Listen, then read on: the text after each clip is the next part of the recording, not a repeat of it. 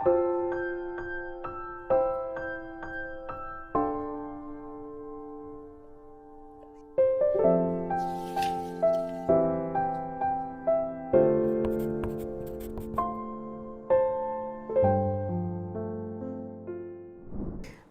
1일) 오늘의 하이라이트는 민수기 23장에서 24장입니다.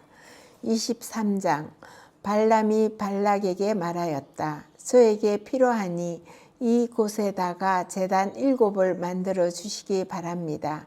그리고 저에게 필요하니 이곳에다가 숫송아지 7마리와 순양 7마리를 준비하여 주시기 바랍니다.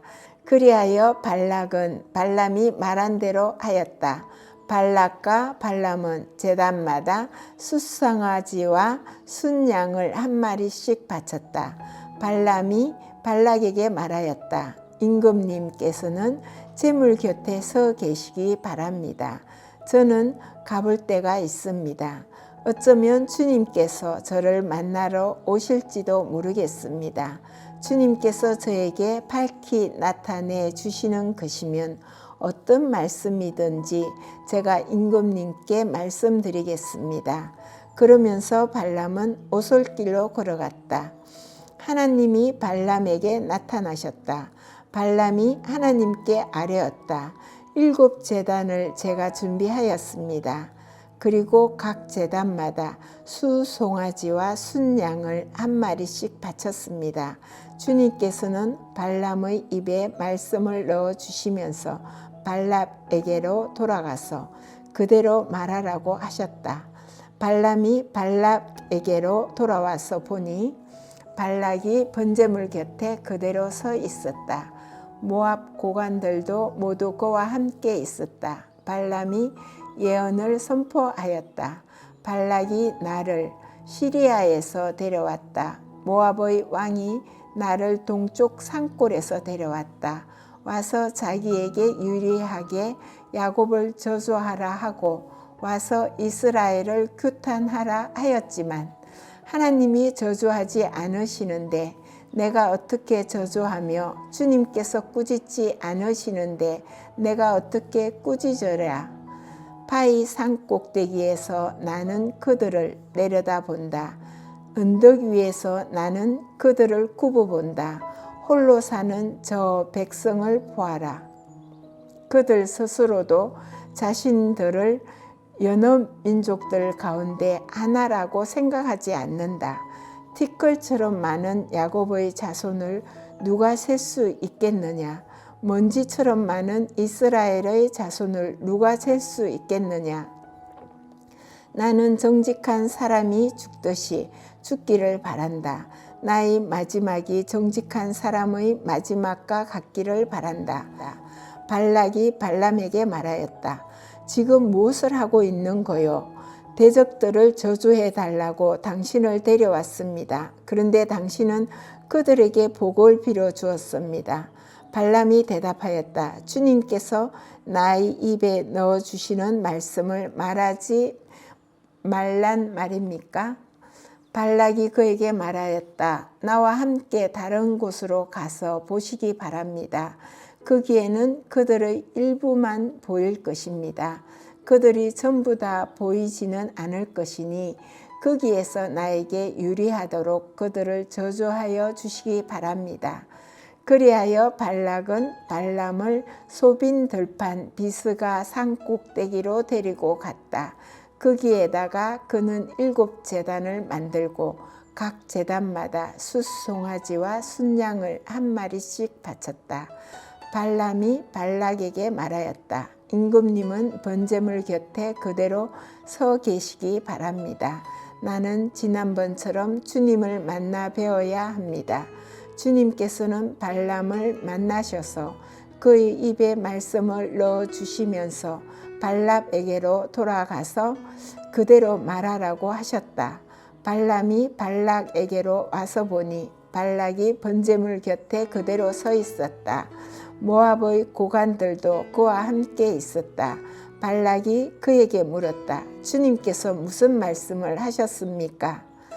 발람이 예언을 선포하였다. 발락은 와서 들어라. 심볼의 아들은 나에게 귀를 기울여라. 하나님은 사람이 아니시다. 거짓말을 하지 아니하신다.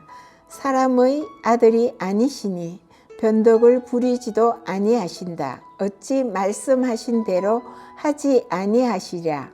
어찌 약속하신 것을 이루지 아니하시랴. 나는 축복하라 하시는 명을 받았다. 주님께서 복을 베푸셨으니 내가 그것을 바꿀 수 없다. 주님께서는 야곱에게서 아무런 죄도 찾지 못하셨다. 주님께서는 이스라엘에게서 어떤 잘못도 발견하지 못하셨다.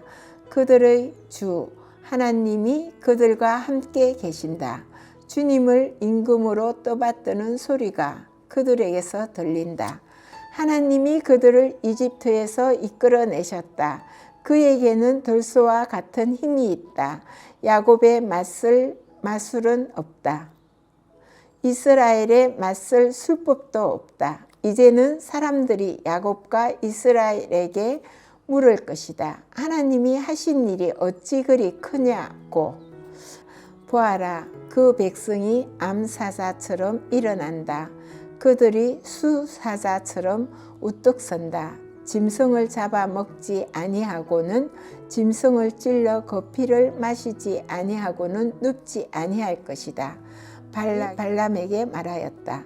그들에게 저주도 빌지 말고 그들에게 복도 빌지 마시오.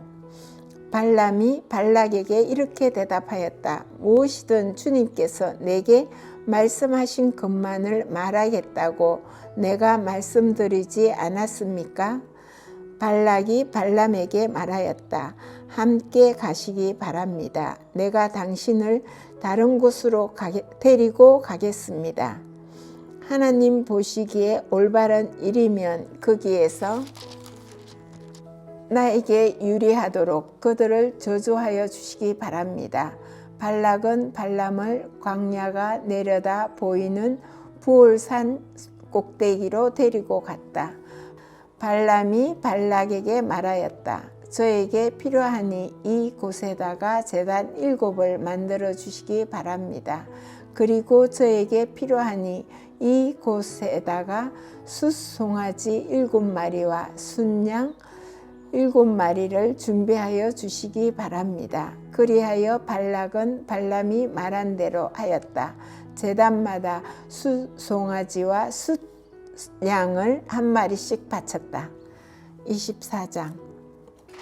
발람은 자기가 이스라엘에게 복을 빌어주는 것이 주님의 눈에 좋게 보였다는 것을 알고는 매번 의뢰하던 것처럼 마술을 쓰려 하지 않고 대신 광야 쪽으로 얼굴만 돌렸다.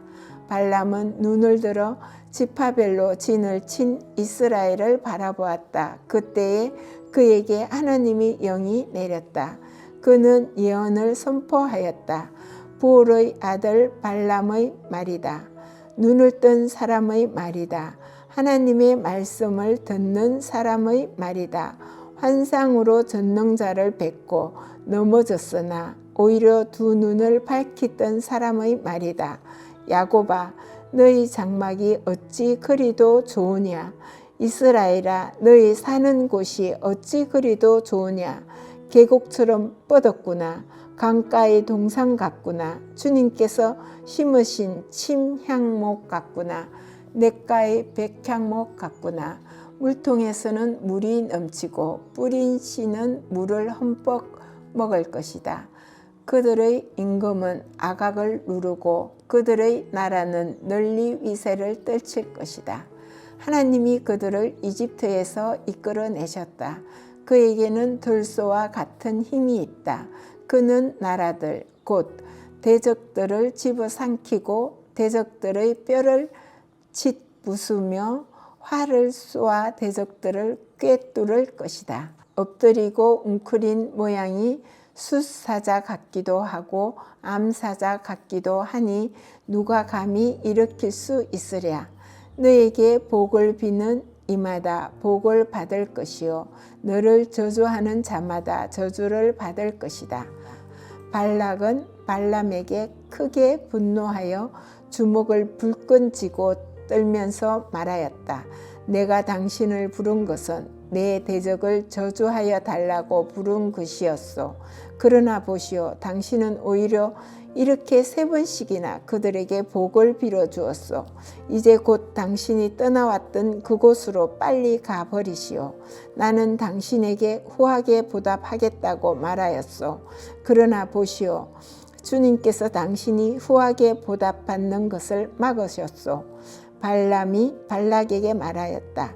나에게 보내신 사신들에게도 내가 이미 말하지 않았습니까?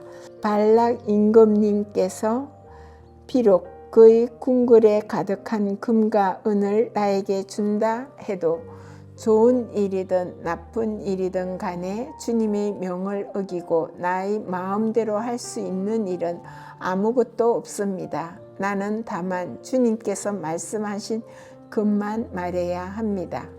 이제 나는 나의 백성에게로 갑니다. 그러나 들어보십시오.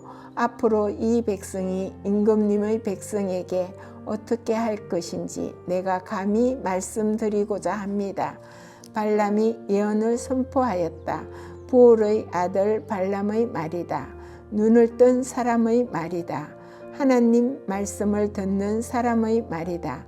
가장 높으신 분께서 주신 지식을 가진 사람의 말이다. 환상으로 전능자를 뵙고 넘어졌으나 오히려 두 눈을 밝히 뜬 사람의 말이다. 나는 한 모습을 본다. 그러나 당장 나타날 모습은 아니다. 나는 그 모습을 환히 본다. 그러나 가까이에 있는 모습은 아니다. 한 별이 야곱에게서 나올 것이다. 한 통치 지팡이가 이스라엘에서 일어설 것이다. 그가 모압의 이마를 칠 것이다. 셋 자손의 영토를 칠 것이다. 그는 에돔을 차지할 것이다. 대적 세일도 그의 차지가 될 것이다. 이렇게 이스라엘이 힘을 떨칠 것이다. 야곱에게서 통치자가 나와서 그 성읍에 살아남은 자들을 죽일 것이다. 또 그는 아멜렉을 바라보면서 예언을 선포하였다. 아멜렉은 민족들 가운데서 어뜸이었으나 마침내 그는 망할 것이다. 또 그는 겐 족속을 바라보면서 예언을 선포하였다. 내가 사는 곳은 든든하다. 너희 보금자리는 바위 위에 있다.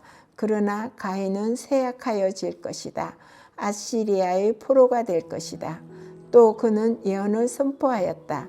큰일이다. 하나님이 이 일을 하실 때에 누가 살아남을 수 있으랴. 함대들이 키프로스 쪽에서 온다. 그것들이 아시리아를 괴롭히고 에벨도 괴롭힐 것이다. 그러나 그것들마저도 망하고야 말 것이다. 발람은 급히 길을 떠나서 그가 살던 곳으로 돌아갔다. 발락도 제가 갈 곳으로 갔다. 민수기 25장. 이스라엘이 시딤에 머무는 동안에 백성들이 모압 사람의 딸들과 음행을 하기 시작하였다. 모압 사람의 딸들이 자기 신들에게 바치는 제사에 이스라엘 백성을 초대하였고 이스라엘 백성은 거기에 가서 먹고 그 신들에게 머리를 숙였다. 그래서 이스라엘은 바알보올과 결합하였다. 주님께서는 이스라엘에게 크게 진노하셨다. 주님께서 모세에게 말씀하셨다. 너는 백성의 우두머리들을 모두 잡아다가 해가 환히 비치는 대낮에 주 앞에서 그것들의 목을 매달아라. 그래야만 나 주의 진노가 이스라엘에서 떠날 것이다. 모세는 이스라엘 재판관들에게 말하였다. 당신들은 제각기 당신들의 남자들 가운데서 바알보올과 결합한 자들을 죽이시오. 이스라엘 자손이 회막 어귀에서 통곡하고 있을 때에 이스라엘 자손 가운데서 한 남자가 모세와 이스라엘 자손 온 회중이 보는 앞에서 한 미디안 여자를 데리고 집으로 들어갔다. 아론의 손자이자 엘르아살의 아들인 제사장 비느하스가 이것을 보고 회중 가운데서 나와 창을 들고 그 두 남녀를 따라 장막 안으로 들어가 이스라엘 남자와 미디안 여자의 배를 꿰뚫으니 연병이 이스라엘 자손 사이에서 그쳤다. 그러나 그 연병으로 이미 죽은 사람이 24,000명이었다. 주님께서 모세에게 말씀하셨다. 아론의 손자이자 엘르아살의 아들인 제사장 비느하스가 한 일을 보아서 내가 더 이상 이스라엘 자손에게 화를 내지 않겠다. 그는 이스라엘 자손이 나 밖의 다른 신을 섬기는 것을 결코 용납하지 않았다. 그러므로 나는 이스라엘 자손을 홧김에 멸하는 일은 삼갔다. 그러므로 너는 내가 비느하스와 평화의 언약을 맺으려 한다고 말하여라. 그와 그 뒤를 잇는 자손에게 영원한 제사장 직분을 보장하는 언약을 세우겠다. 그는 나 밖의 다른 신을 섬기는 것을 용납하지 않았고 그렇게 함으로써 이스라엘 자손의 죄를 속해 주었기 때문이다. 미디안 여자와 함께 죽은 그 이스라엘 남자는 시므온 가문의 지도자인 살루의 아들 시므리이다. 그와 함께 죽은 미디안 여자는 미디안에 있는 한 가문의 종파 우두머리인 수르의 딸 고스비이다. 주님께서 모세에게 다음과 같이 말씀하셨다. 너희는 미디안 사람을 원수로 여겨 그들을 쳐 죽여라. 그들은 부올에서 생겼던 일과 미디안의 한 우두머리의 딸 곧 부올에서 생긴 일로 연병이 돌던 때에 처형당한 그들의 누이 고스비의 일로 너희를 속였고 그렇게 너희를 속였을 때에 이미 너희에게 고통을 주었기 때문이다. 아멘.